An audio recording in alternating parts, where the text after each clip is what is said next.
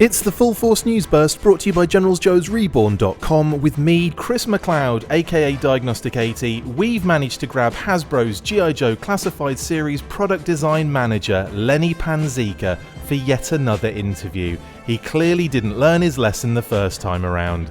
Let's get stuck in, shall we, before he changes his mind. On this very classified burst today, we have managed to coerce a second interview with one of Hasbro's product design managers, and very specifically for us, the lead designer on the G.I. Joe Classified series. Yes, that's right.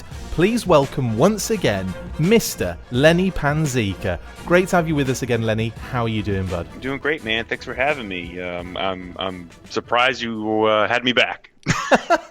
Well, it was such an awful episode the first time. We thought we've got to do better. I'm kidding. It was great. No, honestly, dude, it's great to have you on again. I really appreciate it. I appreciate how busy you guys must be as well. So I really do. Thank you so much for jumping on and sharing some time. No, man, it's our pleasure to always kind of share the craft and talk about some of the reasoning behind things, and just dice it up about toys. Awesome. I can't wait. Well, anyway, lots to cover. So what? It's been a while since we had you on, probably coming up to maybe even 5 months since we had you on. And in that period of time, we have had so many figures come out. I think when I interviewed you, it was like a couple of days before you did the stream for the next load of that's right. reveals. I was like bursting at the seams too. I'm like, I can't say anything. Man, I think it was also, we'll get to that figure later on, but obviously that Arctic Storm Shadow reveal at the time as well, and that was just a mind blower. So anyway, let's get into that first one. So lots have happened since then. I've got loads of questions for you. Let's start with that amazing second wave of figures that dropped not long after our last chat. Could you tell us how you came to land on the characters for that second wave? And we're talking Cobra Commander, Gung Ho, and the Red Ninja. I would say a lot of it was born out of necessity. There are certain characters we got to get into lines, but we don't want to be so predictable, right, that everybody's going to kind of know where you're going next. And I think the first wave of characters was a little predictable. I mean, there's certain characters you have to do. Yeah. And we adjusted designs a bit, and we kind of modernized designs a bit to kind of make it a little less predictable. Yeah. In that sense. But I think Gung Ho, especially given some of the bodies that we've been working on, was kind of a perfect fit. Oh God, yeah. And then Cobra Commander, you need him. Really? Is he that important to I don't know. Is he that important? I don't know if he really has he ever done anything? Rounds up the line.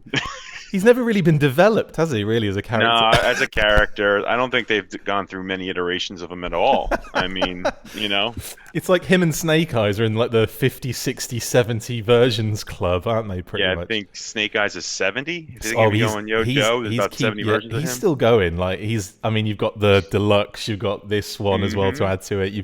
And they don't necessarily count Sigma 6 and all those kind of, in between kind of jobs. Right.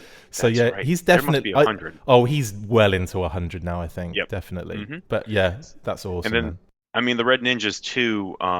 At the time, I think again out of necessity, but at the same time, the movie was coming out, and we knew it was happening, so we wanted to kind of lean into a lot of the ninja play, and especially with Snake Eyes in the line. Yeah.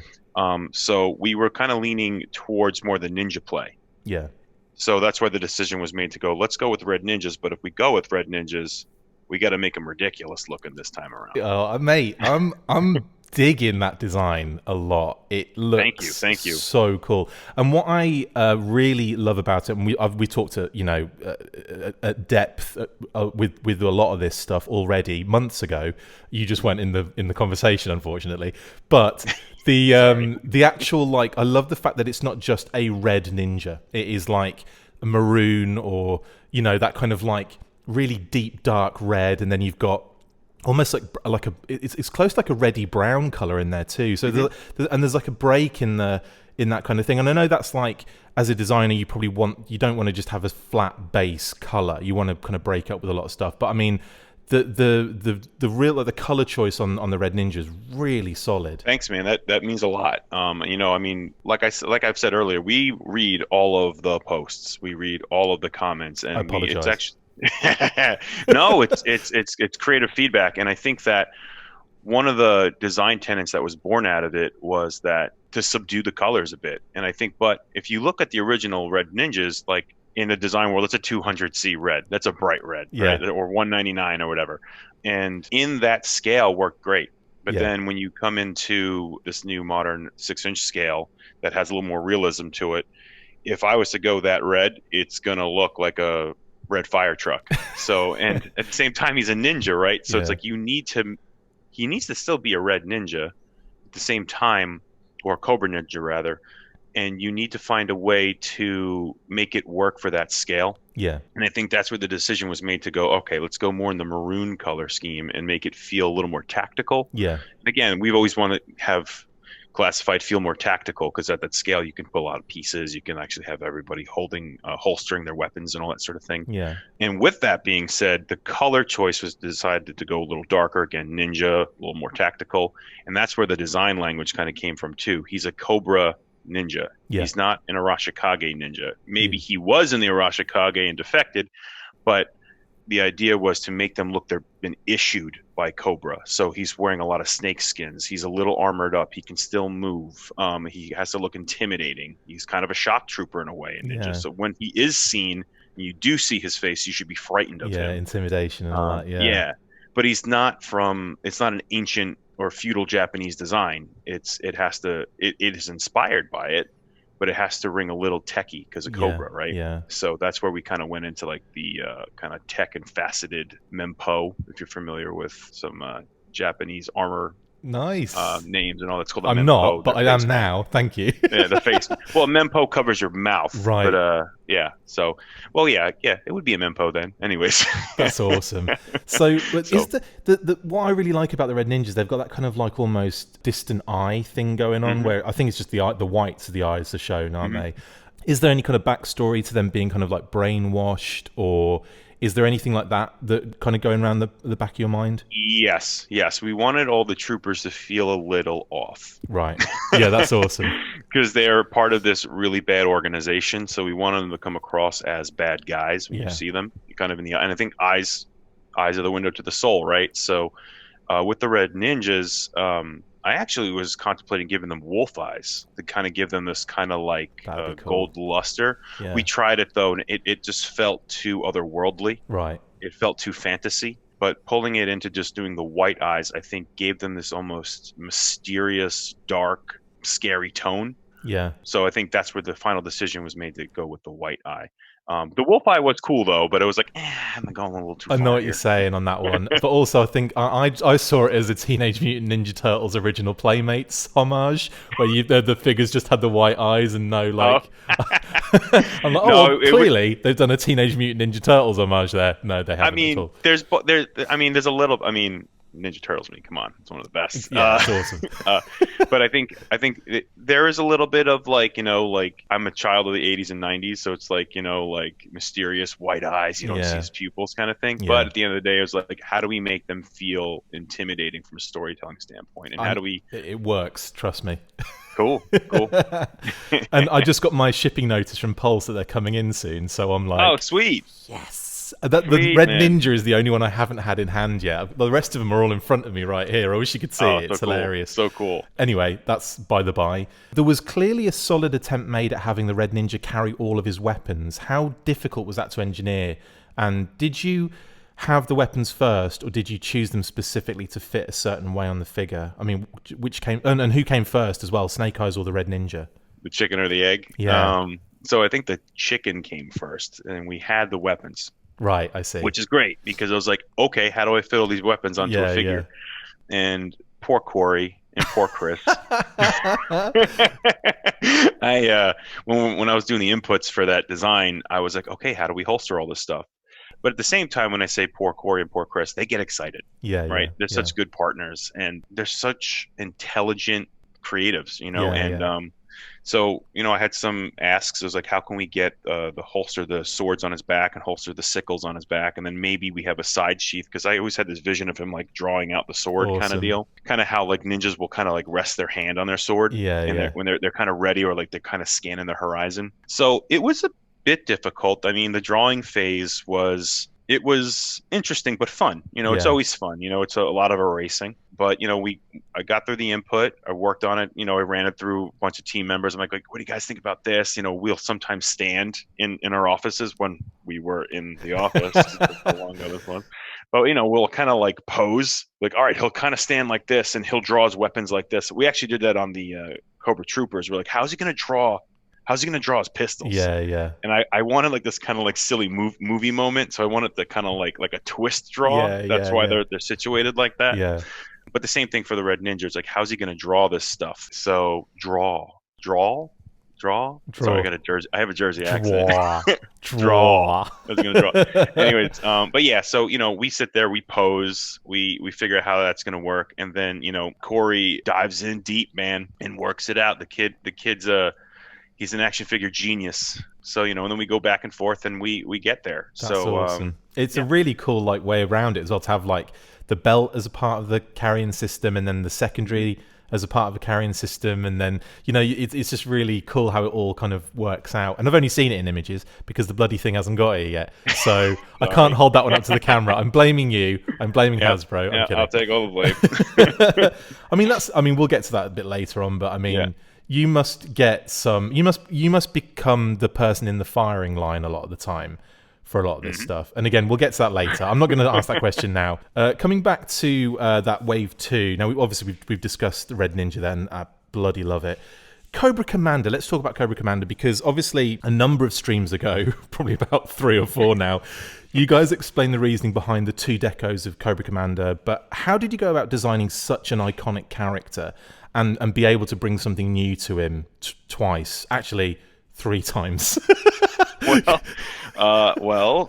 Cobra Commander was designed, I would say I designed him 4 times. Yeah. We did 4 designs for Cobra Commander. Did he start crazy and get more? Yes. Okay. I know that's how you usually work. You go like as far away as you can, and then you try and bring it back to yeah. We did him about 4 times or so, and that was just in the testing. Wow. So all the characters were tested. We tested with kids, right? We wanted to see the new generation.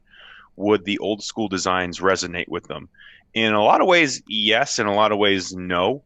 So we pulled, like, I think we talked about this the last time. We pulled some of the notes from kids to kind of like modernize them a bit, but then not go too far off where they weren't the characters. Yeah. And with Cobra Commander, he always kind of was similar to what you guys are seeing.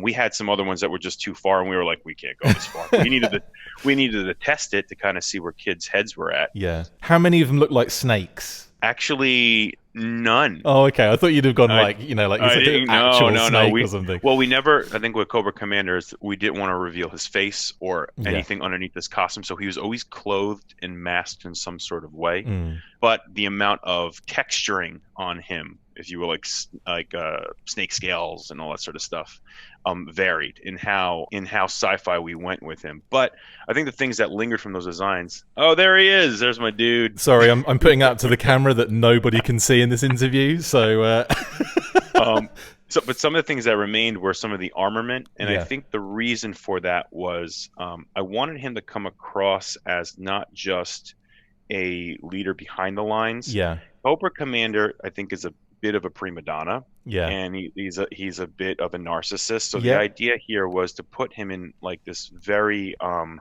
I'm going into battle kind of costume, but then add a little bit of armor on him. Yeah, so that he was showing to his troops, I'm going to fight alongside you, but probably just run away. Exactly. Yeah. So that was the subtle with the wrist armor and all that, and the shoulder armor. It's like he looks like, I guess, like a Napoleon era. Yeah, that's what I was going to say. Yeah, like his very old war kind of vibe. Yeah. Very British, an empire. Very British empire, I may add. Well, that's the thing, too. With Cobra, I wanted them to come across as they are forming this new empire. And some of the old designs, which I actually really liked, were I had him in full regalia. Yeah. Like full, like the high collar with the epaulets, and like all of the buttons were like adorned with like the general ropes and all that sort of thing. Yeah, I had him like this giant like plumy cape, which was very cool, but I think he wasn't tactical in that. I think, and I eventually would like to do a very like looks like he comes from a painting like a On the Napoleonic. horse kind of thing. Yes, I Yes. would love to do a Cobra Commander like that at some point in time because it's perfect for him. And then maybe he comes with a little photo That or a would be painting of the himself. painting with the frame, with the gold trim and every. Oh, mate, Yeah, you have to it'd do be that so hysterical. bad. But I think we wanted some of those elements. Yeah. He's a warrior, but not really. No, I totally agree with that. And because, I mean, even in the Sunbow cartoon, he was on the front lines. Like, Arise Serpentor, Arise, he's in a stun, he's attacking. In the movie, he's in a stun, he's attacking. But then, obviously, he's the first one to call retreat. So, there's a really... retreat! And also the fact, we'll get to it in a little bit later on, but the Snake Supreme does cover a few of those bases with the kind of more regalia and all that kind of stuff. But again, let's put a fork in that one until we... I'm not even sure if that's the right term. But let's hold on that one before we get to it. Anyway, was the Regal Deco that you guys kind of... We won't go into the details on that really because everyone knows what happened. But with the Regal Deco, was that an homage to the original cartoon and the first toy incarnation of the character? And with that said, was the darker version, did that have something to do with the other toy version colours? Yes. Okay. So when we design a deco, up front when we do a character design, I like to do color, line work, details, story, all at one kind of like happen. So it happens more osmosisly. Yeah. And that's where a lot of the designs are born out of. So it's like I got version 1, version 2, version 3, version 4, and it kind of builds. And then we kind of tailor as we go. Yeah. But with him, the original version was I wanted to go a little more gritty. Yes. And then as we were designing, I'm like, what's he look like in his Real American Hero colors from the cartoon? And he looked cool. He did. Right? Yeah. But I don't throw my decos out. Like I keep everything because I'm like, hey, maybe I can use this later, or maybe I can adjust it later and we can use it. So a lot of times too, we'll go to production with some stuff to see what it looks like to test it. So as the whole long story goes, we're not going to get into it. We had samples. Yeah. So long story short, yes. In a nutshell, yes, he is based on the Real American Hero colors, but I wanted to give him, like, again, where I had that whole vision in my head of like he is this general commander, and he is rich. He is the financier of Destro's stuff that he makes for everybody, right? So where's all his money coming from?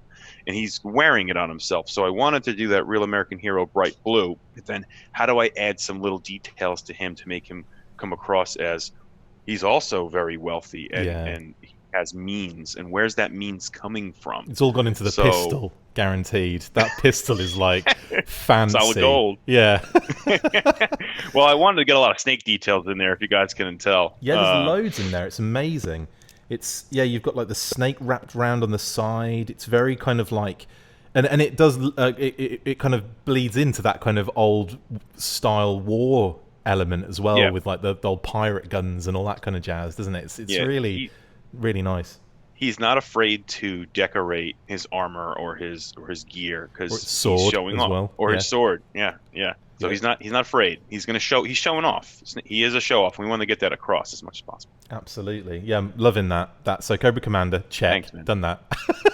Thanks, man. Thanks. Gung Ho. Let's move on to Gung Ho in that wave. And again, we will come to that Snake Supreme in a second. It just makes more sense to do it chronologically in this sense. I mean, Gung Ho again looks fantastic, and once again, you've managed to update him, but at the same time keep a lot of the signposts that identify the original character. One of those updates was the addition of hair. What made you give him that awesome mohawk? And I must admit, when I saw that for the first time, I was like, yes, I love that. It's a wicked. Yeah, when we first decided to give him the hair, at first I wasn't going to give him hair. And then I was like, I kind of feel like, he totally bicks his hair. Yes, right, like he has hair. He just shaves it. And if you guys couldn't tell from some of my influences, I really love a lot of like 80s action movies. And I wanted tell. I couldn't tell. I wanted him to come across as rugged, but at the same time, I wanted him to also feel a little more older and battle hardened than the other Joes. Yeah. And you would think, just make him bald. He lost his hair over all these battles. But I feel like if you can tell in the face sculpt, we actually added a lot of like pitting and even the back of his head. He's got like this kind of like knot in the back of his head. The kind of fold. Yeah, the little fold. I wanted him to feel like skin was a little tighter. He's been through the war. He's very he's intense and he's seen things. So I wanted to give him something that added a little more character. Also, Roadblock is bald. Yes. So it was kind of like a couple of things played in there. It's like story wise, it's like he just didn't pick his head that day. He's battle hardened. He's like, all right, Duke, let's get in there, man. Which is totally the wrong voice to give him. Yeah, he's way more like But- I kind of like the kind of Louisiana kind of Yeah, style, yeah. the French. I'm I'm not even going to attempt it. I'm not going to bother either. Oh, but my mom is making gumbo. But I wanted him to feel more, in a way, he's been there, done that, and he didn't shave his head that morning. Yeah. It's like a rugged Gambit voice, isn't it? Gambit from I'm X-Men. trying to think of like the episode when he puts he puts the stopwatch. and Oh he yeah, teases yeah, Zartan. yeah. And the he's- countdown to Zart or countdown Yeah, and he for gets Zartan. Zartan to spill the beans just Yeah. by putting I the love stopwatch that. there. I love that episode because there's that close up of Zartan's face at one point, and he's like, it's hilarious. I'm It's flashing funny. that one up. I always feel like it's a little out of character for Zartan. It is, yeah. That face, it just out of nowhere as well. Yeah. And it's all I like, feel like he wouldn't crack. no. He wouldn't. He would find a way out, but he wouldn't crack. Anyways, Bird. He would have disguised himself as a corner of the room, and then everyone would have, where is he? That's what would have happened in reality. Yeah. Yeah, anyway, gung ho, brilliant. And also, something we didn't mention, but that massive tash, that handlebar tash is sensational. I wanted to make it more ridiculous. I'm not gonna lie. In that case, it was like we could have gave him a mustache, but I was like, let's go a little more handlebar with it. I think it makes it more extreme of what he was. Yeah, So yeah. it's a more sensationalized version of where he began. I do actually have a question for you on his deco. Had you pondered a blue vest for him early on? As it because in I the did have blue vest. I was going to say in the card art, it did look like he had a blue vest and also a t-shirt underneath. Was that gonna the early card art, I should say? And then as more stuff came out, it seemed to change a little bit. So were you going to have a t-shirt on him at one point? There was a lot of designs for him, I can imagine, and I think for the first one, the blue, we were going to do a blue vest, Oh, okay. and it came out very baby blue. Right. And I think maybe eventually, I think we'll get to one, but I think it has to be done right. Yeah, It just was not reading Yeah. at all.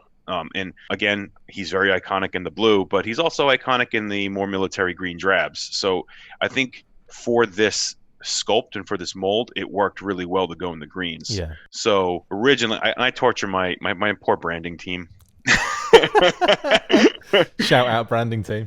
Yeah, we live for the craft, and I think that with the color scheme on him, originally he was going to be in the baby blues, but it just when we got to production, things were feeling off.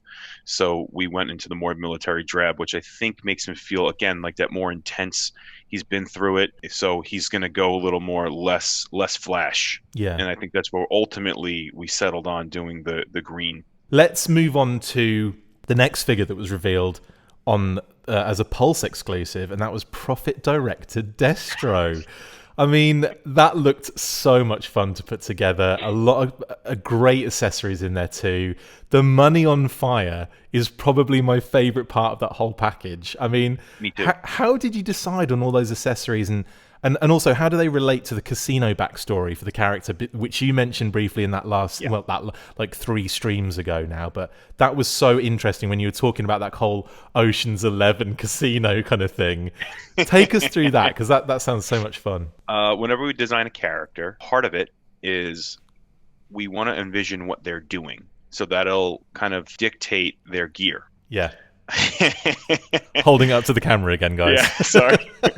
I always knew I wanted to do Profit Director Destro. And I was like, if we're going to redo them, let's take, because there's 2 versions. One, if I'm recalling correctly, one was briefly released, one was running changed. Yeah. I was like, I could do the silver head, I could do the gold head. I'm like, I got to do the gold head. It's ridiculous. Plus, it's a nice departure from the original release. Yes, yeah. So the idea was, okay, if we're going to do that ridiculous color scheme, how do we get that ridiculous color scheme to make sense? And as we kind of brainstormed, I was like, oh, dude, he's totally in costume in Vegas. And he's at a high roller table.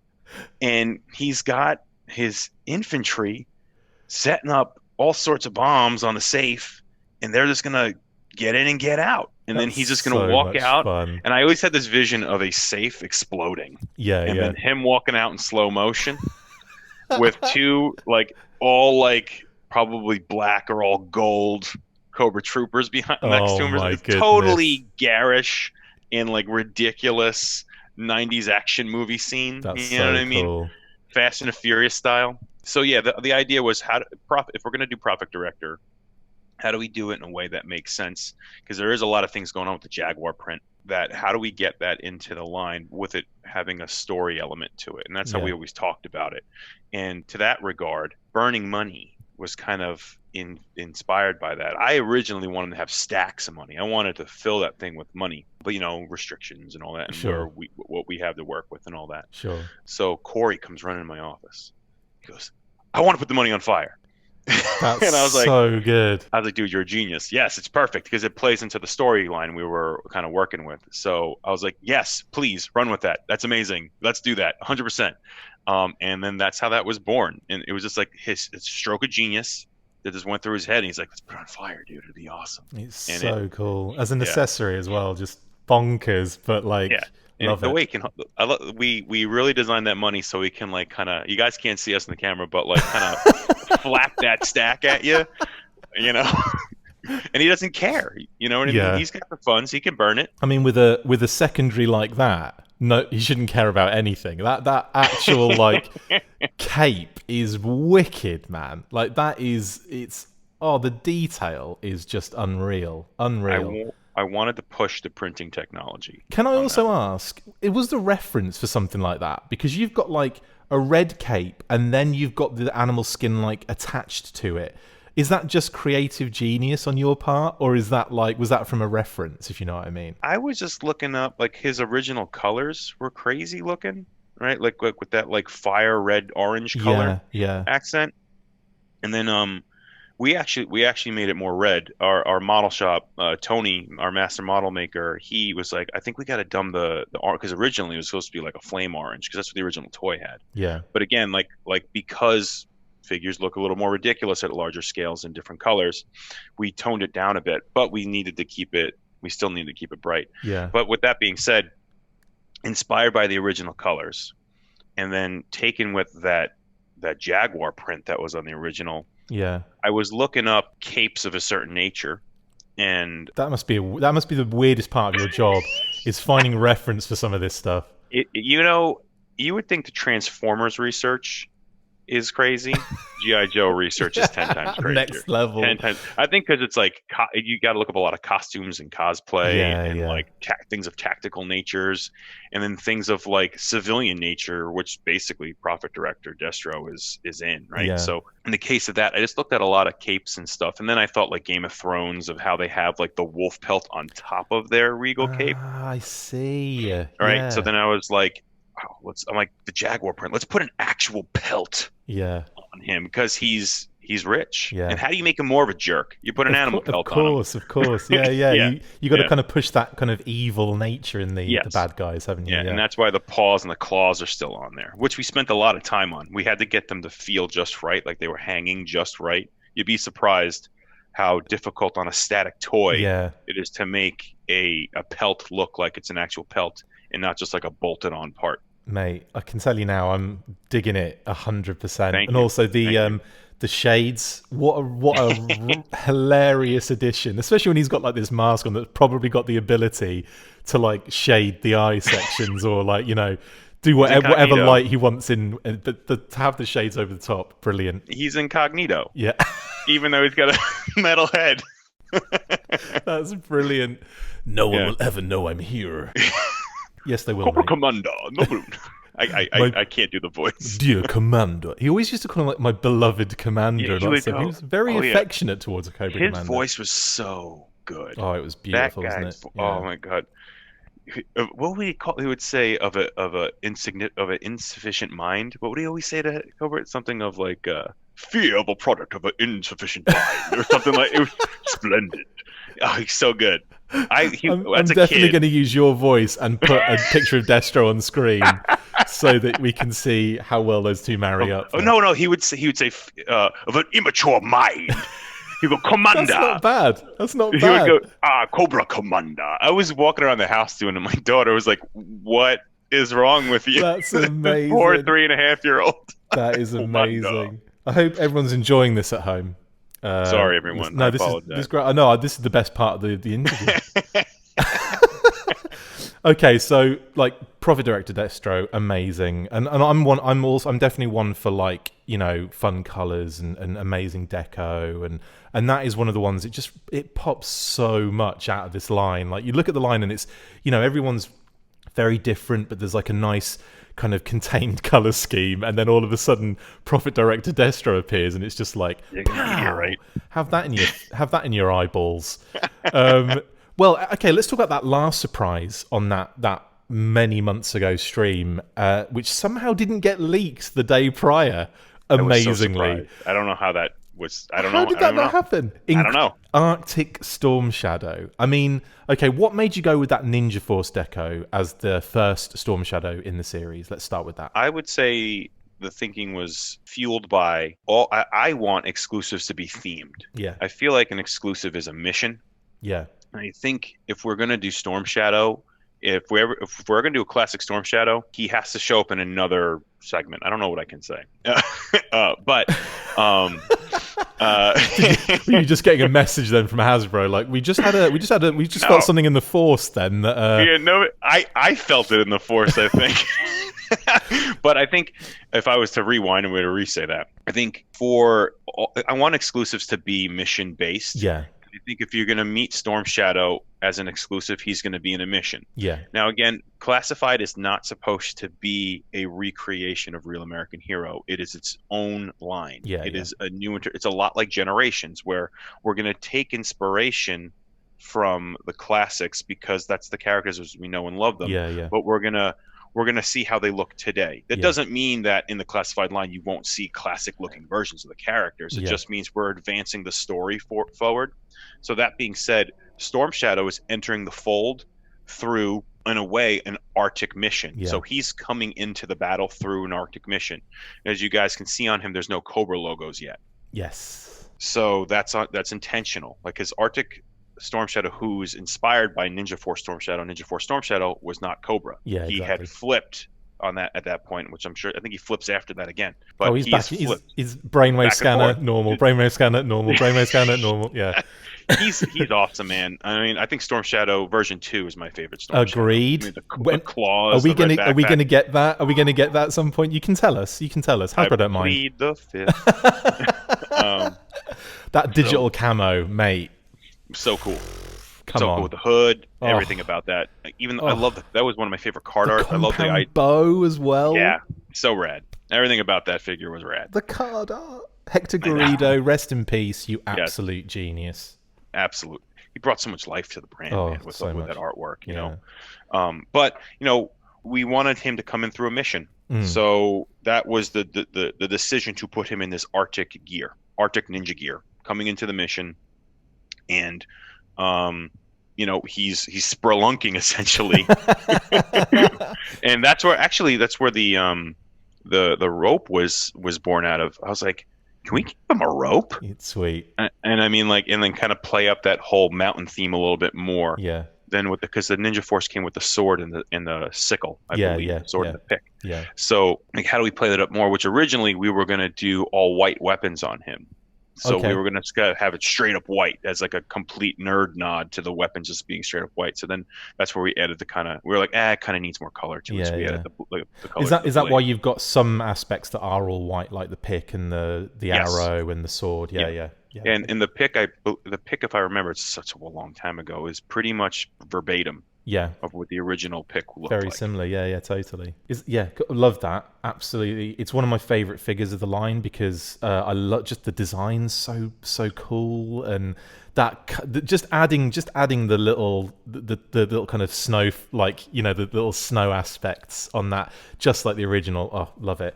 Was there a reason not to give him that additional leg articulation that the others have? Like the little shin split? Oh, yeah. Shin swivel. It was the design break. Essentially, the aesthetic area over there didn't allow for a break.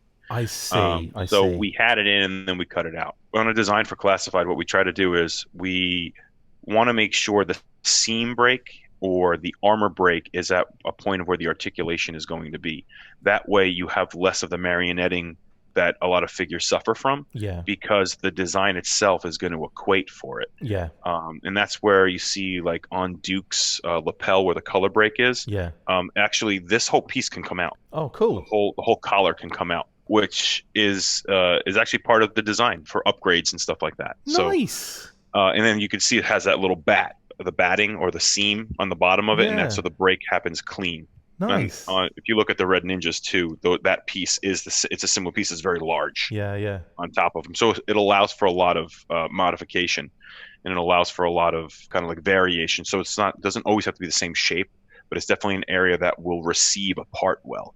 That's and really then you cool. can create the parting breaks. Awesome. So he's going to get some sort of Cobra Commander giant Cobra shoulder pads. Let's hope not. I've noticed that you could make a really good Shockwave just using Beachhead and Gung Ho's hat.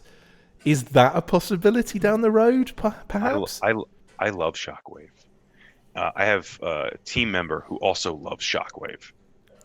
Is that all you're saying on that? And well, I'll keep going. I watched your top 10. I have another friend, who does a podcast who really likes Shockwave. So again, as we start planning and seeing what makes sense from a storyline standpoint, and he's such a great character, and his theme is awesome. And can you imagine those accessories we can make for him? Oh my god! Well, if you've seen my top 10, which you clearly have, then you've heard all of my accessory option ideas, including his. Did you like his the for Shockwave the clipboard that would have a plan of attack on it, and I even drew up a plan of attack with all of the kind of the GI Joes, like Law and Order and Mutt and Junkyard and Wide Scope. So all of the kind of the SWAT specialists and stuff like that. Anyway, that's the beauty of GI Joe, though. All the sub teams, yes, right? Like during my research and all that, it's like I just go down these rabbit holes of the sub teams, and with Shockwave, he opens the doors to a lot of the sub teams. In his colorway, his original colorway is awesome, but then the other colorways are cool. The Night Force one, and which one had the yellow baked into it? It had like these kind of like how modern SWAT guys sometimes have like a little bit of the yellow kind of like baked in there. And then I think 25th Anniversary did a version that was really tasteful where it wasn't so garish. But long story short, he's an awesome character. Totally. He leaves a lot of very cool play patterns as well as cool aesthetic stuff, and then cool pieces. I would love to make him. Okay, there you go, guys. Hasbro are doing Shockwave for definite. I feel like I'm walking the line during this interview. I know. The whole time I've just like the last conversation we had about me being really professional, and now it's like, this is what's happening. Speculate. Right. Okay. Well, let's move on to the next character in this list. Blimey, there's so much we haven't covered over this time. So even though we chatted 4 months ago, we've had even more reveals recently. So during the retro reveal for Fan First Flashback Friday, that's a lot of Fs, Snake Supreme Cobra Commander was also revealed. And wow, this is probably my favourite Cobra Commander deco of all time. No kidding. Thank you, man. That means a lot. Thank you. Mate, the colour choice, snakeskin pattern panels, the huge forked tongue cape, and that packaging, beautiful. The deco is so unique for a character like Cobra Commander, who is usually depicted in the blue, black, or red, depending on the parade. So, so what were the inspirations for that particular color scheme? So that was my original design. Was the black? Okay. Yeah, I wanted to go black and red with him because I wanted to go more intense. And I always think of Resolute and how intense he was in Resolute, and I did like the color theme there, but I was thinking of how do you make him more intense? Yeah. Now the original color theme didn't have all those golds on it. Right. It was like a black and red color theme. But then as we got designing and as we started kind of planning out the storylines and all that, it's like, what would he look like if he was holding a pep rally for Cobra? Amazing. And he was getting his troops ready for world domination, and that's actually where the globe comes from. That's why he comes with the globe. So he's like, we will crush the globe. The coil of Cobra will be around the world. Why kind of does Hasbro hire voice actors when Lenny can do them all? So Cobra Commander. Anyways, I had that. Remember the toy back with the backpacks on them? Yeah, Fight with a bat. Fight with a bat. Oh, My brother and I would run around the house screaming, "Fight with a bat!" And I think it's the only reason why I can kind of do his voice. Anyways, fight with a bat. So with with Cobra Commander, we want him to look like he was holding a pep rally. He's dressed to the nines. And again, with that whole regal look to him, my original design was to have all that like filigree all over him, making him look like he's like super like he's a rich general leader, wants to be a dictator kind of guy. Yeah. So that deco is impossible to do on a mainline figure. I'm gonna tell everybody that right now.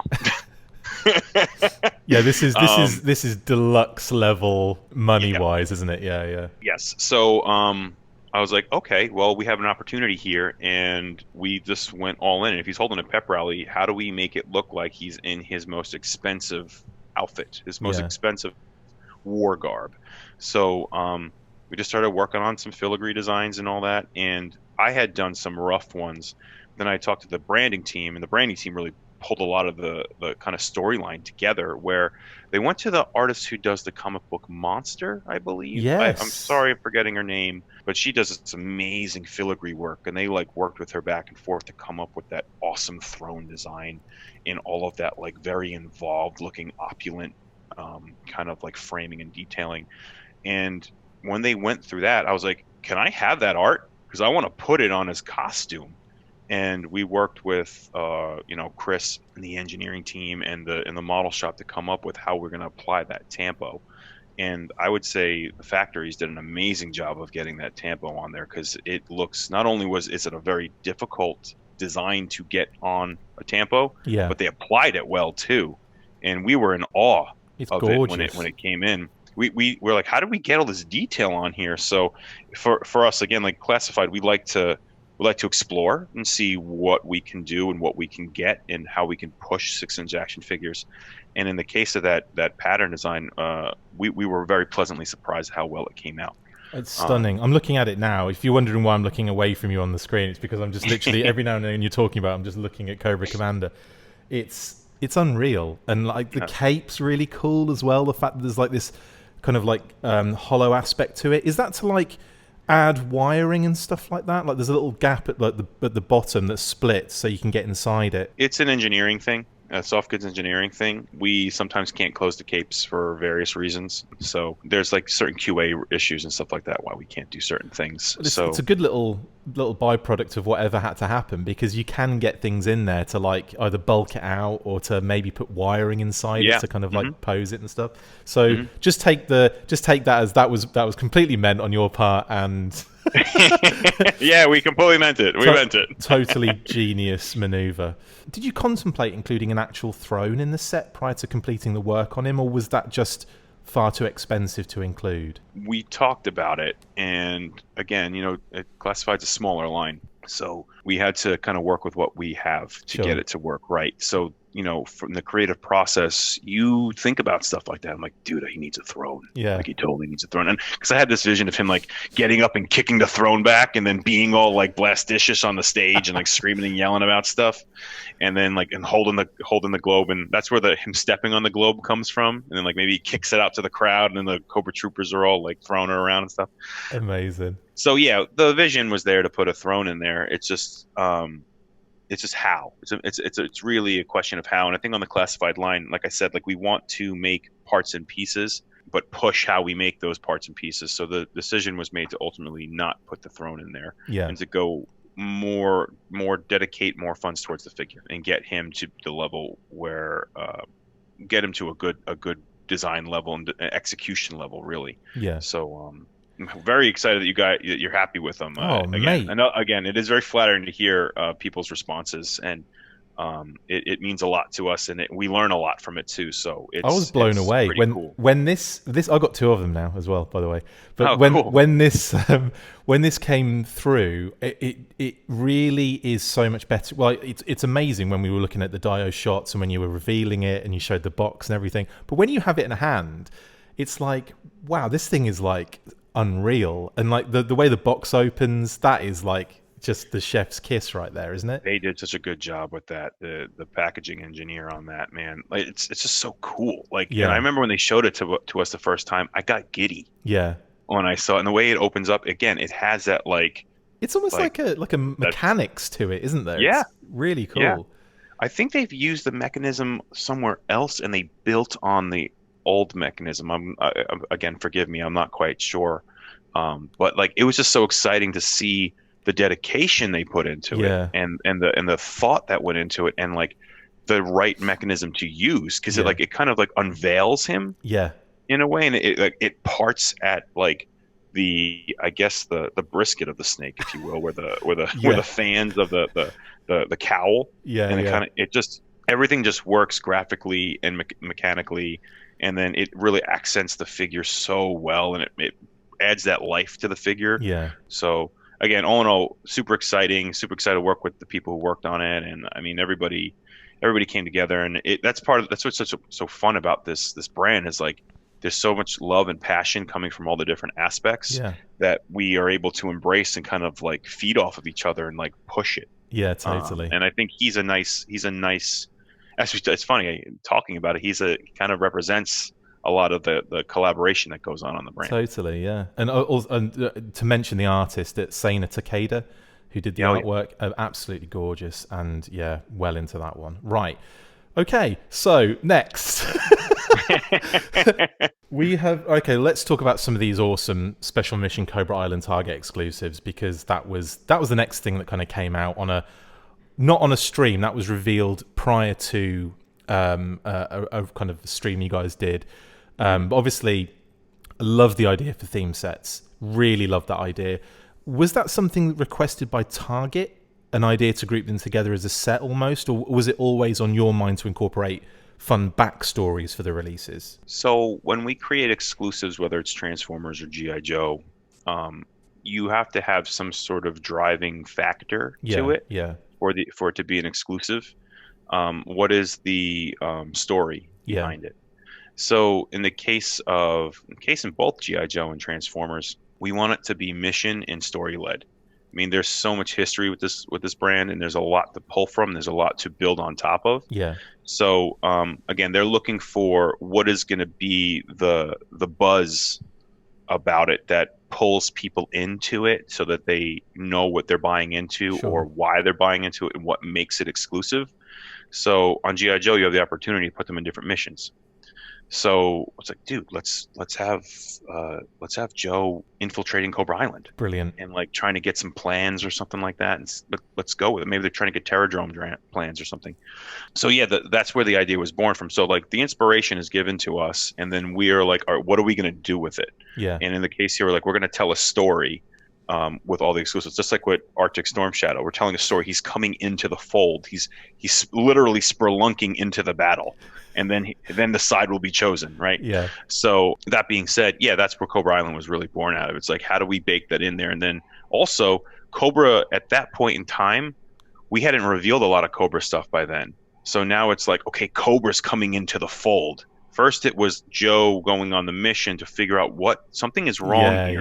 Yeah. What there's like we're getting indications that there's like some sort of illegal activity happening in this bunker, and then they find Destro, and then later on, it's more than Destro. It's Cobra, and they got to go to the island. They found where the island is. They're going to find out what Cobra's going to be up to in the years to come. Awesome. So that's where it was like, how do you play the whole story in there? And that's where the branding team, Tom Maravelli and his team, did an amazing job with that poster. Oh my God, the Cobra Island poster is gorgeous. Like, it is unreal. The time that went into that poster, the guys did such a good job with that, with telling story and figuring out how they would set up Cobra Island. If you look closely at it, in the bottom left of the island, I guess the bottom of the cowl, there's a receiving area for nefarious people. And that receiving area is like where the resort is. So like when you go to Cobra Island, that's where the casinos are. That's where the high-rise hotels are. And like Baroness will greet you. Wow. There. And then when you go deeper, and you'll see this little Terradrome set up all over the island. Then the middle is actually a foundry of where they're making everything. That's where they're making all their vehicles and stuff like that. And it's run on the power of the volcano. So Tom and team did such good research and storytelling and pushing it forward from where it was to what it was going to be, and the amount of like whiteboard drawings we were doing and like kind of scribbling. And we're like, okay, where's Crocmaster going to go, and where is he training the Gators? Oh, right? That is brilliant. So that is brilliant. It was super fun, and inspiring to work with such talented people, and this kind of like hear the love for the brand that came out in that, and I think it shows. Oh my God, it's exciting. That should be in the Louvre, to mispronounce it, but that should be in some sort of museum, that art piece. It's absolutely gorgeous, and I love how, you know, for whatever figure you get, or what, you know, if it's the Baroness, you got a much obviously bigger picture of it on the back of her box, but like you'd have different like areas selected for whatever figure you had, and I love that aspect of like, oh, what does this mean? Is there going to be more of a website tie-in to some of that storyline at some point, or is it kind of purposefully a little bit vague on the back so that you can kind of draw your own conclusions a little bit? I think the answer is I don't know. Sure.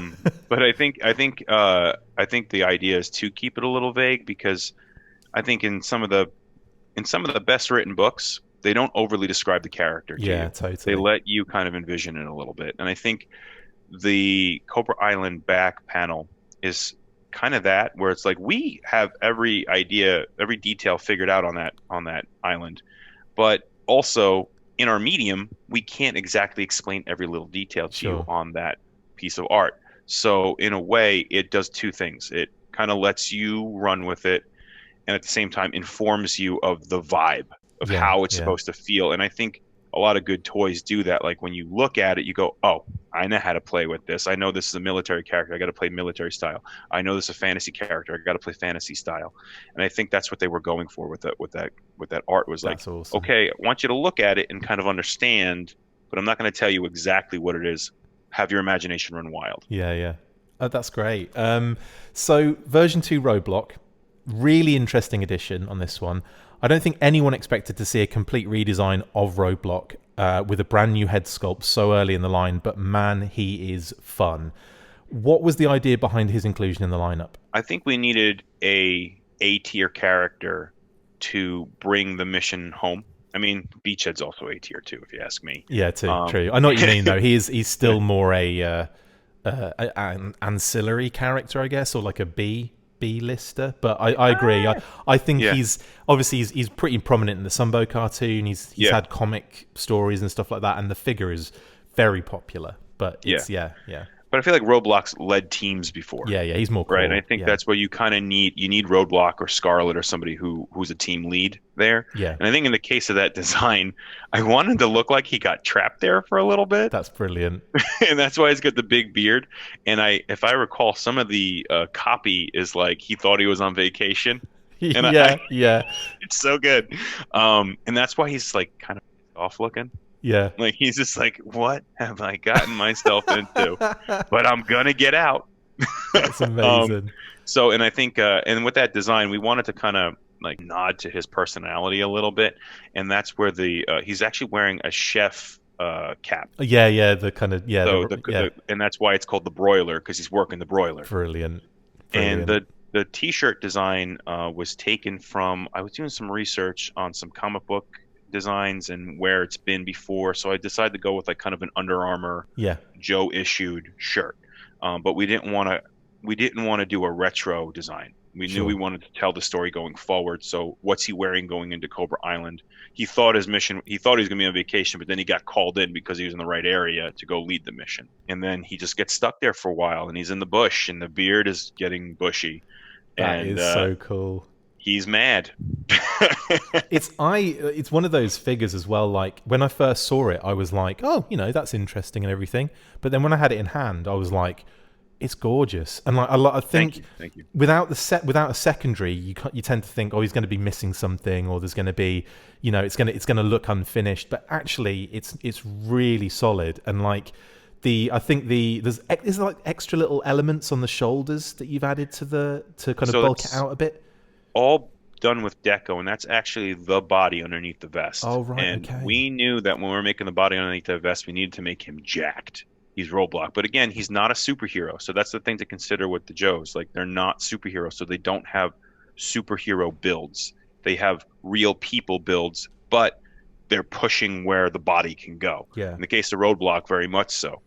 And I think that I wanted to bake the Under Armour design in there to feel military and tactical, but enough where the design felt cohesive. Yeah.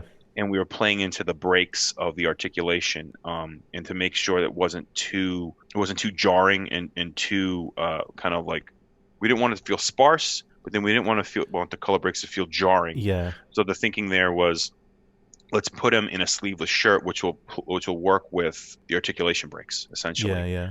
It's gorgeous, and the Thanks, man. actual Appreciate the that. shirt design's really nice as well. Like, really like that. I like the subtle difference between the star deco color, the star and the stripes, and then that kind of pattern. There's almost like two different colors, Yes. which is really nice. Like a creamy color, and then the gray. Love it. Yeah. Yeah. I was kind of like, I think he's a bit of a sleeper in the line for me, the version 2 Roadblock.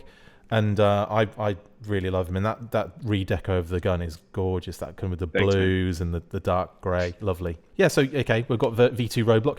Beachhead was such a welcome addition to the collection as well. I love that you included his beret. Have those sorts of homages been fun to throw in to see fan reactions? Oh yeah, 100%. And I actually wanted to see how people would react, because I was like, people gonna know he had a beret tucked into his vest? I'm like, are people going to know that? A lot of people didn't seem to realize, or they just thought it was like unnecessary or something. But like a lot of us, we were like, I loved that as an homage. Like the fact that, in the original figure, it's tucked in his shoulder strap. Yep. And it's also, and that would have been nice if it had just been on there. But at the same time, to actually have the beret is wicked. I think it's great. And I was kind of struggling with that when we were doing the inputs for the design. I was like, oh, well, do I put it baked into the vest, or do I have it just go on him? And ultimately the decision was made to have it be a secondary part, because it's 6-inch action figures, and I felt that it was more fun. Yeah.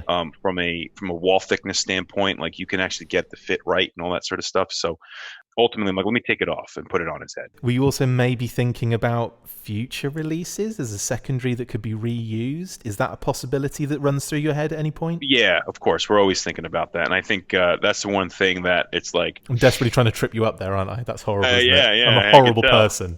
I'm a terrible, terrible person. Don't say that. Yeah, we're always thinking about that. But ultimately, the reason why I didn't bake it in was because I was like, it's 6-inch action figures, I think, and it's G.I. Joe. I think they should be able to play with all of their gear. It went through my head to figure out a way to put like a slot in the vest where you would put like almost like a rectangular folded hat into it. Yeah. But it was getting chunky. Yeah. It was getting too chunky, so it wasn't going to work out. So long story short, it's like, let's just give him his beret that he could put on. That's and he can brilliant. take it off. And it's really good for photos too, because he can be like taking it off like, oh man, where are we? And give him like, that's the smug, crazy eyes he's got.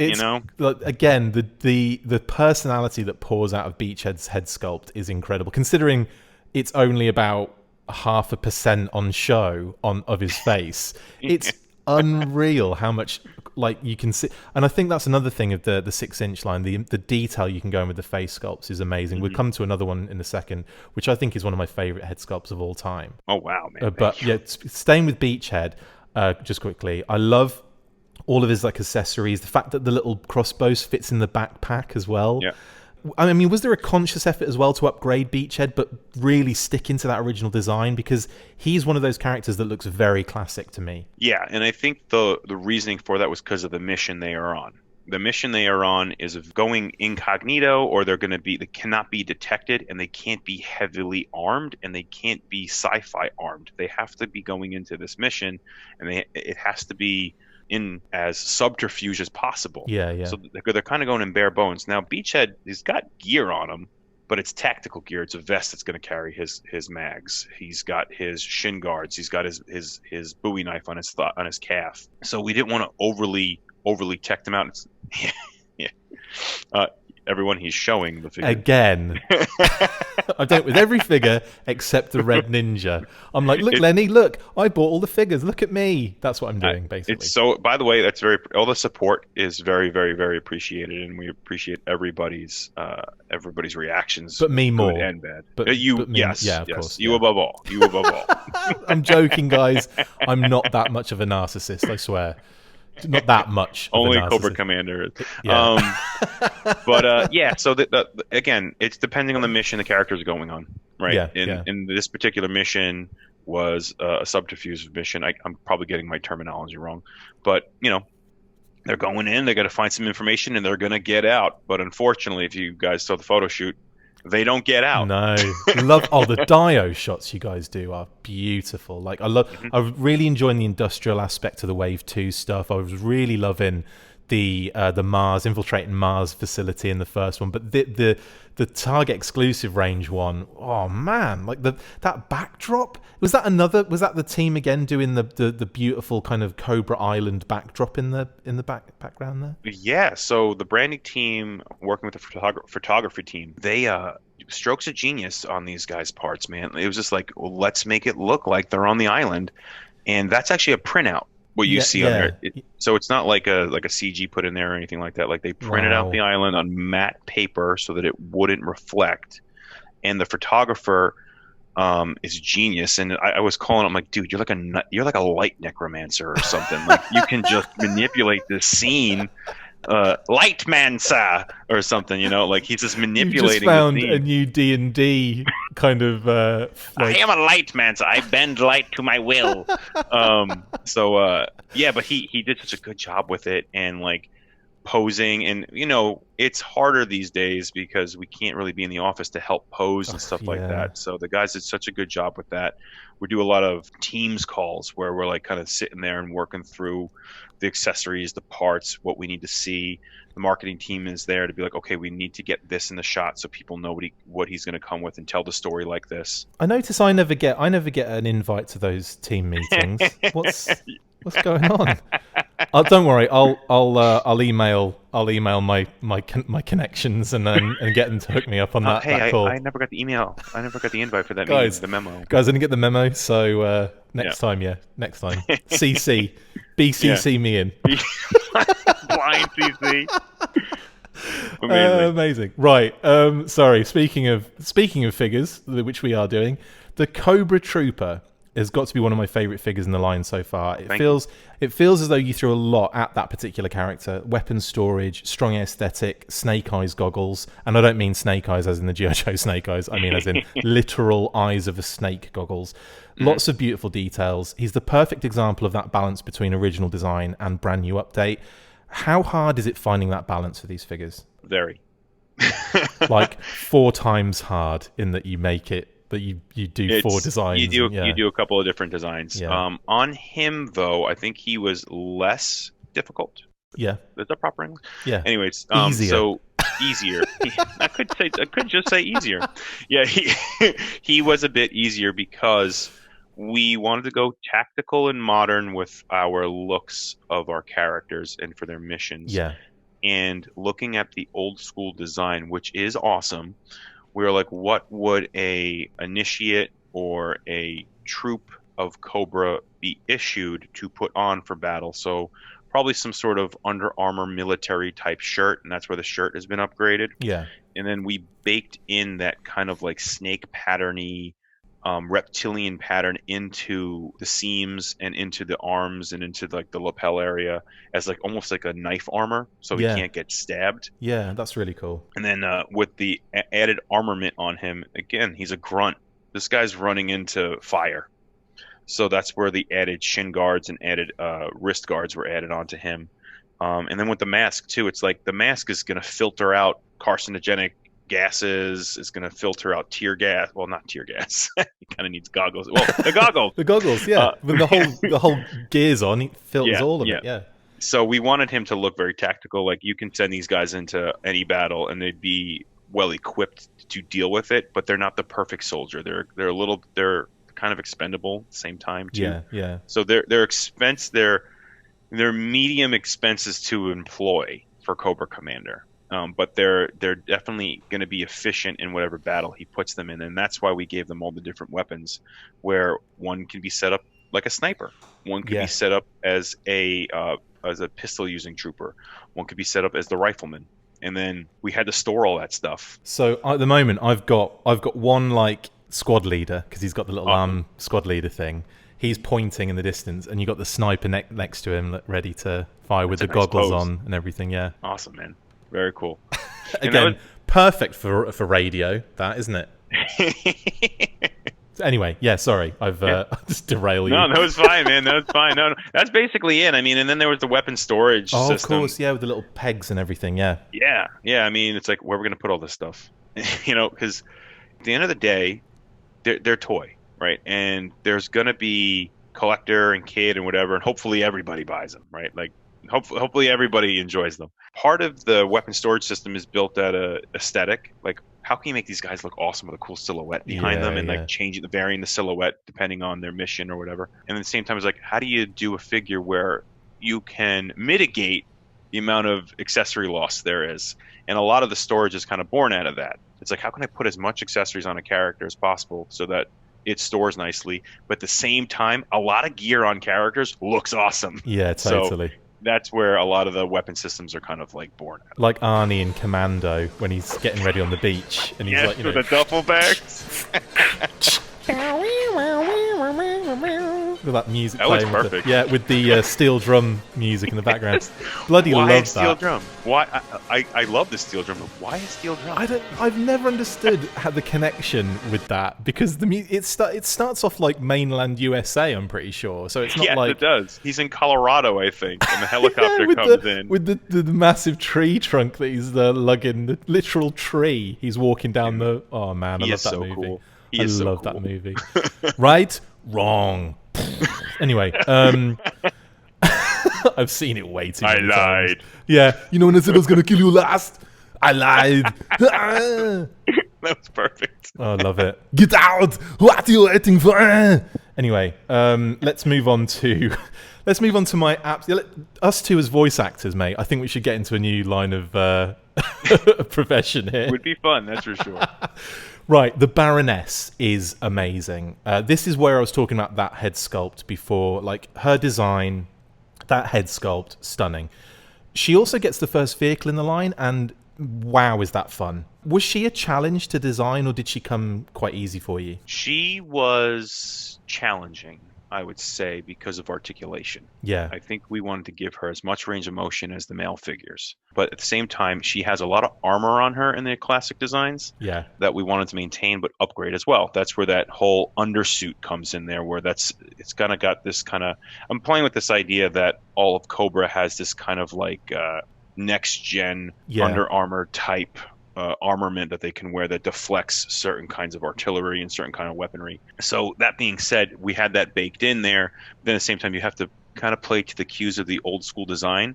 Yeah. But there's little details that are changed, like her boots are not heeled. It's more of kind of like, it's heeled, but it's more of like a military heel. Yeah, so it's more tactical. Yeah. So yeah, she was a military heel. That's military heel, like almost like because she's kind of a general rank too. When you think about Baroness, basically got the job done in the cartoon. Yeah, everybody totally. Remembers. Like at the end of the day, Baroness was cleaning everything up for Cobra Commander Destro. Yeah. So with all that being said, needed to feel tactical. She needed to have that armor, and she needed to feel the next level of Baroness. We couldn't just do the Baroness that everybody had over and over again. Agreed. Yeah, it's an amazing upgrade. Thanks, man. Thank you. That she was fun, and she's one of my favorite too. I mean, you guys know I love Cobra, and she's one of my favorite out of the Cobras. That gun as well, that kind of like laser snake she has wrapped around her arm. Yeah. Unreal. She needed to have a pet. There's something about her and some of the old designs, some of the other designs we did, that's born out of the design exploration we did for the line, where some of them were mild to wild. I've had her, some of the designs had like a whip, and the whip had a snake built into it and stuff like that, but it was a little too sci-fi. Yeah. And yes, this is very sci-fi, but it's Cobra. Yeah. And I think that in a way it speaks to her, like, again, she also is very opulent. She loves beautiful things. Yeah. She is high class. Yeah. So we wanted that to come across in her weaponry as well. That's why she has the gold pistols. Yeah, which are wicked as well. Yeah. Thanks, man. And the color scheme for the Cobra is to feel like jewelry in a way.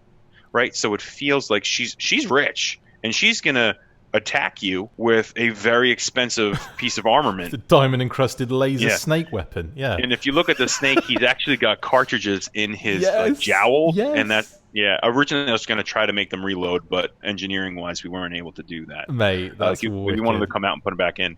But yeah, so again, we want to play up that whole theme of like, I'm better than you, and I have more than you, and I wish I could do her voice, but again, and that's where Destro, darling. Sorry, Darling.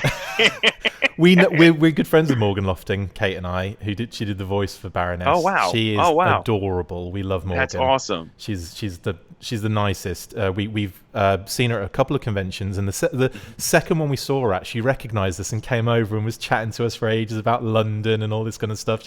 She's adorable, Morgan, and that's awesome. She does the most I mean, she's still got the voice. She's still got it. She is amazing. Well, I think both Kate and I have a crush on her. So yeah, she's great. That's awesome. And the voice actors are they're so talented, and it's so amazing to watch them work and like get into the character and then focus and do it. It's like it's surreal as well when you see them. Yeah. And the voice comes out of them, and you're like, where did that come from? You know, like crazy. Like I still don't know how Chris Latta did the Cobra Commander voice and Starscream voice, because that wasn't his natural voice. No, it's like to see them go into it and then like they're fine after it. Like if we're to do that voice, like we're not gonna be able to talk. I know. I do this interview, and afterwards I'm like, I ain't talking for days after this. Another thing about the Baroness I want to say, that head sculpt. It's really nice to see a Baroness that she's got a bit of age to her without like looking really, really old. She's got that kind of, I don't know, like a very mature head sculpt, and it's absolutely stunning. The glasses look good. You know, it's always been a difficult thing to get right, I think, for the 4-inch.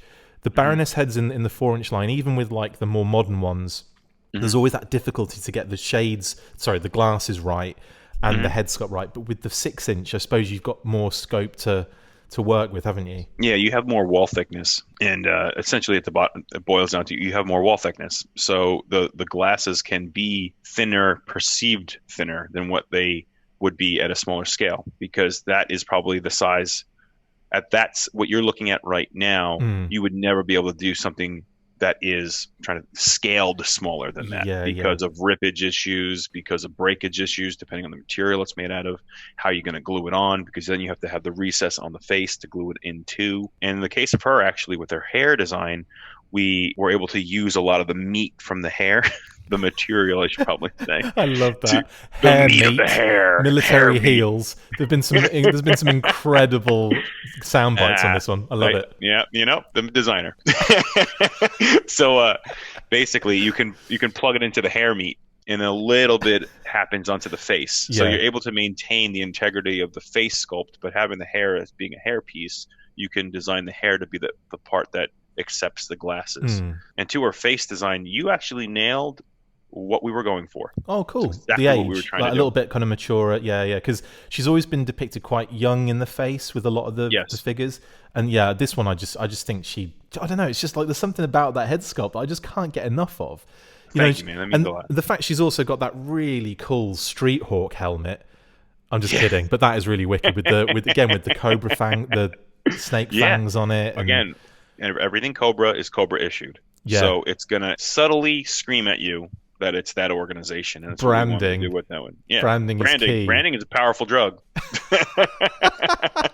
That is so true. I hope the branding team told you to say that. Let's talk about the cycle as well, because that's a lot of fun. When you see it in that diorama as well, that the photography, I mean, it looked so cool, like just like up in the air, like hitting a jump and all that kind of stuff. So what was the idea behind giving Baroness the first vehicle in the line? And can we expect more of that going forward? The idea was she has more than the other Cobra initiates and Cobra characters. That was gifted to her by Destro. Nice. Destro made that vehicle for her. And we wanted the first vehicle to come out in a bang, essentially. So we designed a vehicle that was a motorcycle, but designed to like really tear through any environment, rip through walls, blast through walls. Nice. And she can use that thing in a lot of different situations. So the idea was to give Baroness the vehicle because it really just pluses her up. Cool. It speaks really well to the character. And if we want to do a sci-fi vehicle to start in a new vehicle, because vehicles are characters in G.I. Joe. Oh, yeah, big time. This was the opportunity to bring a new character into the line. So the Coil was born. And again, she's coming in, and she's coming in hot. And you know, she's speeding in and gonna crash through everybody essentially. That sounds like the Baroness. Yeah, that's really cool, and I dig it. And I love like her on the bike. There's so many amazing like poses and stuff you can get her in. I've had a couple where she's kind of had the gun pointing. She's kind of like half on it, like a foot on the ground, sitting on the bike. Kind of, yeah. It's just in terms of toy photography as well. You guys must have been seeing. You guys must be seeing some incredible stuff on Twitter, on Instagram, oh yeah, Facebook. Mm-hmm. People like, you know, shout outs to like Plastic Battles, Mate Mylar, all those guys that are doing incredible photography. Yeah. Dragon Fortress. There are way more. Attica Gazette. So I'm sorry if I've missed you out, guys, but I know there's so many of you, and you're doing a great job. Is it great to see these figures in those kind of toy photography that people are doing? Yeah, 100%. And you know, seeing the photography, not only is it exciting as being part of the creative team that's making this stuff, and then seeing people enjoy it and then taking it even further, but we're learning a lot from it too. Yeah. You know, it's like, what do they need? So in a lot of cases, we're starting to bake into our design directions, like, how will this be shot? So from the kind of finishes we're going to put on them, the kind of movement they'll have, how do we adjust articulation to kind of work maybe better for particular poses that at first you're not really thinking about, because you're not thinking about designing a toy for photography. You're thinking about designing a toy for being collected and being played with.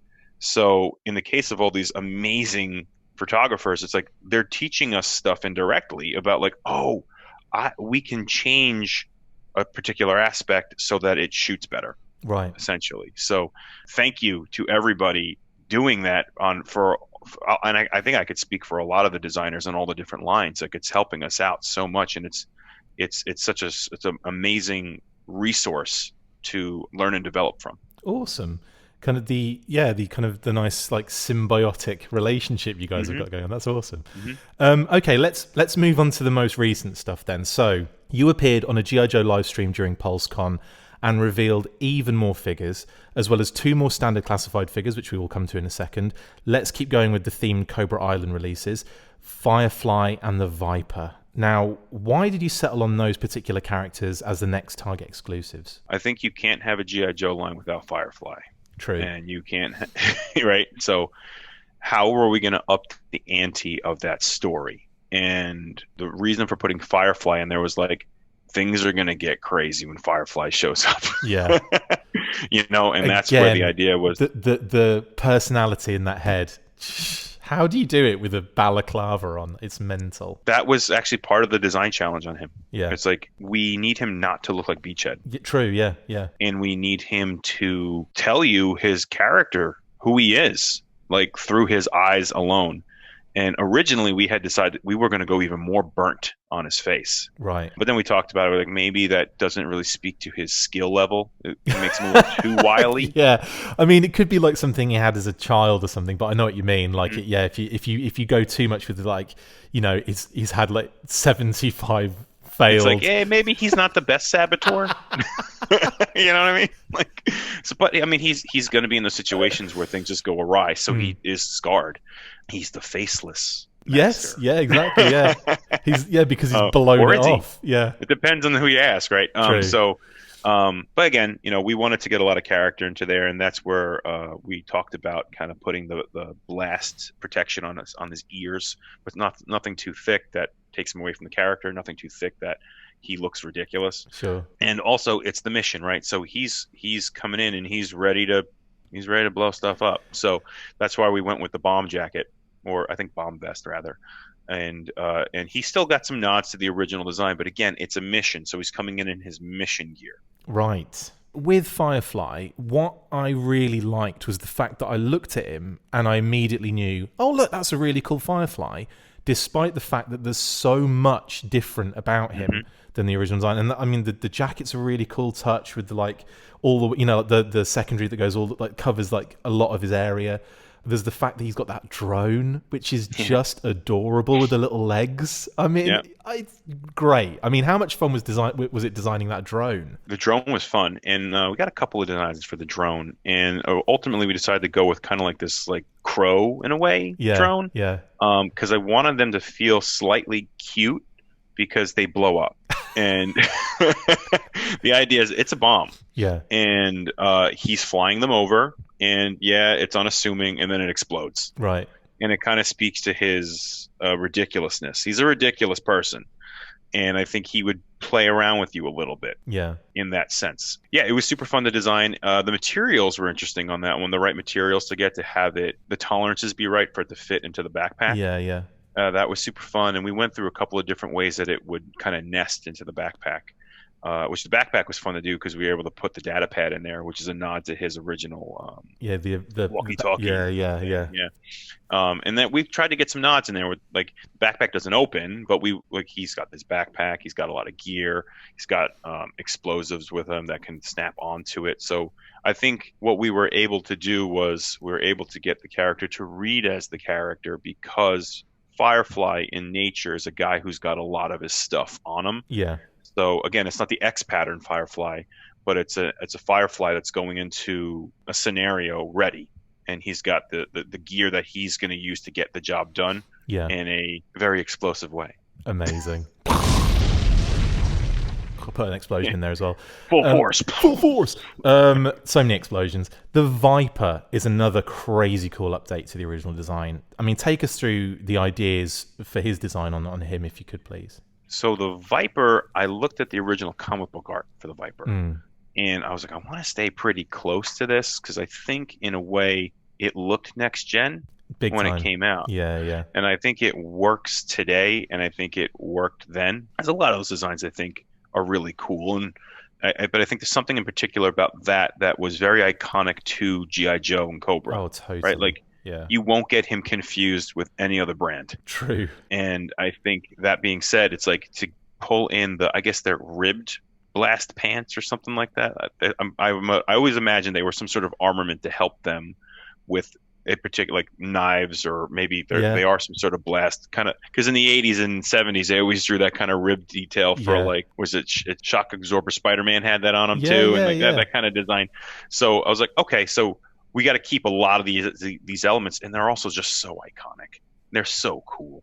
So what we decided, like, how do we kind of like sharpen them up a little bit? And that's where the added red came in around the visor, to close the gauntlet, so the bottom of the forearm was protected. Kind of felt they're a little exposed. Yeah. With it being open like they were back in the day. So, and then to add the kind of the collar in there, or the I guess the handkerchief, if you will. Yeah. Kind of felt like a military scarf. Again, another thing to denote a different character in the rank. Whether you want it to be the lieutenant or not, that's up to the fan to decide. But yeah, it was super fun to work on. We got a lot of iconic elements into it, and I'm actually very pleased with that design. I think it's beautiful. A nice marriage of new and old. Yeah, like kind of like a lot of the ways Destro kind of goes, right? They have a lot of similar design language going on with them. So yeah, essentially we looked at the original design and we're like, how do we spruce it up a bit to feel a little more modern and have couple more iconic things, like. Also, in being a lot of the themes for Cobra characters, we're trying to put a lot of snake elements in there, and that's where the red is on the side of the visor. It's to kind of speak to fangs, or kind of like when a snake opens its mouth, it has that kind of like flesh in there. Yeah. So we're thinking of a lot of those little details as we design these costumes. That's awesome. That's really cool. And again, I like that additional detail about the snake mouth flesh, as I'm going to call it from now on. Flesh. Right, okay, Zartan. Let's talk about Zartan, because wow, another fan favorite as well as a favorite of mine. You did a fantastic job on bringing the Master of Disguise into the classified line. How excited were you to work on this guy, and how happy were you with that end result? He was the character I wanted to design, flat out. I mean, I can imagine. Gotta make Zartan. He's this like heavy metal biker dude that, like I was saying in the stream, I think I was saying something like this. Like, he's a heavy metal biker biker dude who rides that chameleon like jet ski. Yeah. It's like, what's this? He's phenomenal in all aspects of him. And I think in the comic books they did a really good job of taking the ridiculousness and making it make sense. Yeah, absolutely. And I think there's something about him that resonates with me, the kind of villains I like. And so I was just super like through the roof to design him, and Corey was too. The two of us were just like, dude, this character is going to be so fun to work Amazing. on. And that's where you see on him, he's kind of got more of a sculpted boot with some details on there. Yeah. The armor was designed to feel tactical, but not too much, not too far-fetched. Yeah. But then we wanted to bake a lot of the different elements of when he's been seen, like having that ribbed shoulder armor in there, which I think shows up in the cartoon a little bit in the comic book. Baking in some of the color schemes from the different variations of him. Was he maroon? Was he brown? I think because of the tactical nature of Classified, we went more with the browns on him. Yeah. So, and then how do we bake in the different weapons he had? Well, his weapons were pretty cool to begin with. So it's like, how do we bake some more storytelling in there? So we added the crocodile claw to the bottom of the sci-fi pistol, and to the bottom of the Bowie knife. The Bowie knife has actually got kind of like a trigger in it, so it's a little more like it's got like a, I don't want to sound gory explaining how it works, but it would be, more pretty violent, violent. So, and then the same thing with the backpack. Yes. I wanted to go super cyberpunk with that thing. Yeah. I was like, dude, I was actually inspired by, the scene in Avatar when they open up the Avatar pods and they have that like gel in there. Yeah. I was like, I feel like the inside of this backpack would be something akin to that, where like it's this weird sci-fi material on the inside, and then the masks are being generated in it. Right. Okay. And then like he can kind of like, if you open up the backpack, the other side of it has all sorts of like gizmos and stuff like that. Like a bio 3D printer in a sense. Yes. Yeah. 100%. Yeah. 100%. And then like it would like graft onto his flesh in a super gross way. So awesome. So again, playing to that mysticism mixed with tech, which is super cyberpunk. Was it important to get like the old and the new mixing in there as well, isn't there? With like, you've also added like the monkey's paw and the kind of severed snake head. I mean, take us through those particular decisions as well, and how that balance of old and new works, especially with Zartan. So there was a Zartan done for the 25th anniversary line. It might have been Pursuit of Cobra. That I think he comes with a falcon and he's like walking the desert. Yeah, it's like it is gorgeous. I love that thing, and it spoke to a lot of the mysticism with I think it's the Chinese symbols on his torso. Yes, and I was just like, oh my god, it's so cool. And then speaking to like, where do these powers come from? So the monkey paw was wishes. So is it coming from a wish? Is he making a wish to do this? And then the snake head is literally, he has no master. Cobra Commander loves him. He's letting Cobra Commander think that he loves him back, but at the end of the day, he serves himself and the Dreadnoughts. Yeah, that's wicked. So he's carrying the head of a severed snake. Also, he lives in a swamp, so give him some swamp stuff. No, that's really cool. I love that. Again, and like I said, I love that mixture with Zartan, especially the old and the new kind of fusing together, and you get this like... That's what you get with Zartan. You've got this like mixtures of like really techie elements and then really like swampy, gross elements all kind of smushed together. And then throw in the biker gang and the dreadnoughts and the voice and all that stuff. And you've got one of the most mentally crazy different, like, it's so many things are coming together to create what works, and it's really weird. Yeah. It's funny. We looked at, like, when we were first kicking off the line, we created this map. And the map was like how G.I. Joe evolved over the years. And you can kind of see like its influences and things that kind of like rose to the top. And I think that G.I. Joe is a fashion brand through and through. And I think that he is a character that really illustrates being a product of the times and being a product of like its influence and need. And I think with characters like him and Destro, it really pushed G.I. Joe into being this very iconic, its own thing world. The other characters are very much their own thing, but the two of them in particular are very rich when you look at them. You're like, I can tell you about this character. I may be wrong, but I'm probably somewhere in the vicinity of who they are. Yeah. And I think that's what's so beautiful about some of those character designs and a lot of the G.I. Joe character designs in general. Like, as the line progressed, the designers back in the 80s and 90s, they were doing that, and and toy design is very visual. A lot of times we don't have written word or show to kind of tell you who the character is and what they're doing. So it relies a lot on those visual cues. Yeah. And I think he is a character that does that very well. And I think that's why G.I. Joe characters are so rich, because the designers really had to tell you a story without a story. I mean, a file card, but that only goes so far. You had file card, card art, figure, and the rest was your imagination. Unless, and I totally agree with that. I think it's really cool what you guys have done with this classified line yourself. You know, on the design aspect, just fantastic. I personally am loving all of the figures so far. My favorite always changes, which is always a great sign of a line of figures. Like, you know, the first wave, it was like each one that came out, I was like, oh my God, I like that one even more. I like that one even more. And it just has done that ever since. So, you know, congratulations on that aspect. Yeah, I mean, I can't wait to get the rest of them. I mean, how happy are you with the lineup to this point, and how excited are you for any new product coming that we are yet to see? Flint, Lady J, Major Blood, Barbecue. I'm kidding. I'm kidding. I'm just being silly, because obviously we know a lot of that stuff has kind of snuck out there. I mean, like you. I mean, if you know G.I. Joe, yeah, you know. You know, and I think I'm extremely excited about the line so far, and it's been such a pleasure to work on it and an honor to design these characters. I grew up with them. A lot of people have grown up with them, and they mean different things to different people. Yeah, and they resonate differently with different people. And as a designer, I mean, like a boys' toys designer, it's like, we're going to reinvent G.I. Joe. Okay. Go.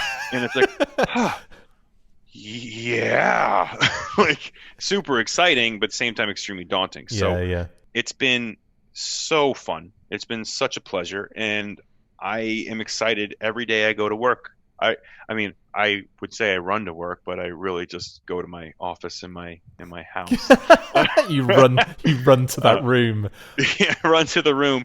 And, you know, like a lot of designers, we're doing this for a lot of time of the day, man, and it's because we love it so much, and it's so exciting for us, and it's so exciting for us to get even further into these lines.